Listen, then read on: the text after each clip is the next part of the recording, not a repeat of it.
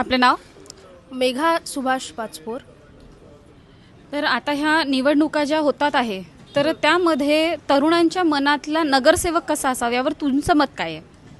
Actually नगरसेवक असण्यापेक्षा तो सक्रिय असणे हे जास्त गरजेचं आहे. कारण नगरसेवक हा फक्त काही प्रचारापुरताच तो सगळ्यांना दिसतो, त्याच्यानंतर तो दिसतच नाही, हा महत्त्वाचा मुद्दा आहे. सेकंड की ज्या प्राथमिक गरजा आहेत नागरिकांच्या, संबंधित वार्डात ज्या काही प्राथमिक गरजा असतात, जसं पाणी झालं, लाईट झालं, रस्ते झाले, याच्या व्यतिरिक्त महिलांचं सुरक्षा आणि तरुणांचे प्रश्न याच्यावर काहीतरी त्यांनी उपाययोजना करायला पाहिजे.